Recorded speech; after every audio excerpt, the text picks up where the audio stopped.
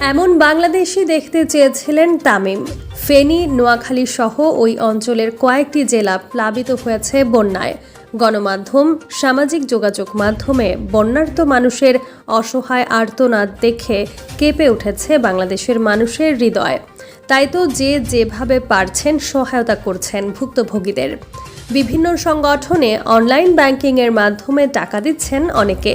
বৈষম্য বিরোধী ছাত্র আন্দোলনের উদ্যোগে ঢাকা বিশ্ববিদ্যালয়ের টিএসসিতে তোলা হচ্ছে গণত্রাণ। সেখানে যার যে সামর্থ্য আছে সবাই তা দান করছেন। এ এক অভূতপূর্ব দৃশ্য। বিষয়টি নিয়ে সামাজিক যোগাযোগ মাধ্যমে চলছে তুমুল প্রশংসা।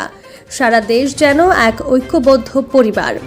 কোনো শিশু তুলে দিচ্ছে তার জমানো ছোট ব্যাংকের টাকা, ভিক্ষুক তার অর্জিত আয় থেকেই দিচ্ছেন কিছু টাকা, শিশুদের উদ্ধার করছেন স্বেচ্ছাসেবীরা। বিষয়টির তুমুল প্রশংসা ঝরেছে জাতীয় দলে খেলা ওপেনার তামিম ইকবালের কণ্ঠেও। আজ শনিবার সামাজিক যোগাযোগ মাধ্যম ফেসবুকে কয়েকটি ছবি কোলাজ করে দেওয়া এক স্ট্যাটাসে তামিম লেখেন, কেউ যদি আমাকে জিজ্ঞেস করে বাংলাদেশ আপনার কাছে কি, আমি এই ছবিগুলো দেখিয়ে দেব। কেউ যদি বলে কেমন বাংলাদেশ দেখতে চান, এই ছবিগুলো মেলে ধরব। তামিম আরও লেখেন, এরকম আরও অনেক ছবি ভিডিও গত কয়েকদিনে দেখেছি, অনেক কিছু শুনেছি।